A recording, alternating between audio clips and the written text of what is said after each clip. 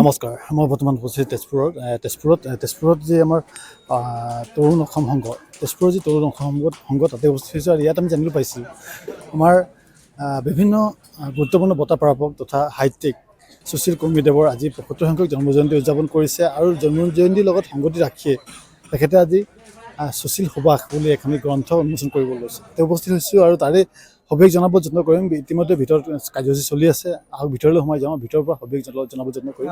আজি বিশিষ্ট সাহিত্যিক শ্ৰী সুশীল কুৰ্মীদেৱৰ ৭৫ বছৰীয়া জন্মদিন উপলক্ষে যিখন সভা হ'ল, সেইখন সভাতেই এখন অভিনন্দন গ্ৰন্থ উন্মোচন কৰা হ'ল।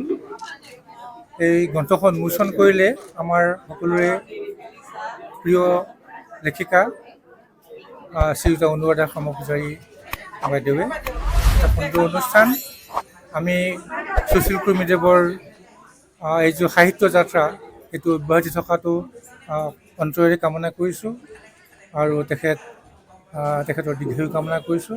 আজি জন্মদিনৰ শুভেচ্ছা জ্ঞাপন কৰোঁ। এই যাত্ৰা অব্যাহত থাকক তাকে কামনা কৰিছোঁ।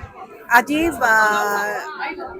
সুশীল কুৰ্মীদেৱৰ ৭৫ সংখ্যক জন্মদিনত মোক নিমন্ত্ৰণ কৰিলে তেখেতৰ অভিনন্দন গ্ৰন্থ উন্মোচন কৰিবলৈ। তাৰ বাবে মই ধন্যবাদ জনাইছোঁ সকলোকে, তেখেতৰ পৰিয়ালকে আদি কৰি ইয়াৰ উদ্যোক্তাসকলক।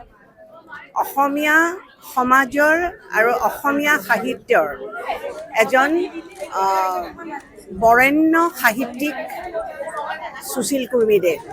তেখেতক চাহ বাগিচাৰ সাহিত্যিক বুলিলে মোৰ অলপ বেয়া লাগে। তেখেত অসমীয়া সমাজৰ এজন বৰেণ্য সাহিত্যিক, আৰু তেখেতৰ অৱদানেৰে চাহ জনগোষ্ঠী সমাজ সংস্কৃতিক যি এক আলোকপাত কৰিছে উজ্জ্বলভাৱে, সেইখিনিৰে অসমীয়া সাহিত্য সংস্কৃতি ধন্য হৈছে। গতিকে আজিৰ অনুষ্ঠানটো বৰ গুৰুত্বপূৰ্ণ অনুষ্ঠান মোৰ নিজৰ বাবেও।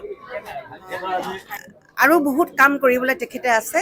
তেখেতৰ ইতিমধ্যে ইমান যথেষ্ট সংখ্যক, প্ৰায় ২১তকৈও বেছি সংখ্যক তেওঁৰ কিতাপ আছে। সেই গ্ৰন্থসমূহৰ উপৰিও তেওঁ যাতে আৰু কাম কৰি যায়, আৰু কিছু অৱদান দিয়ে, আৰু সেই সুস্বাস্থ্য সেইকাৰণে কামনা কৰিছোঁ। তেখেতে যাতে লিখি থাকিব পাৰে, সেইখিনিয়ে আজি দিনত মোৰ কামনা।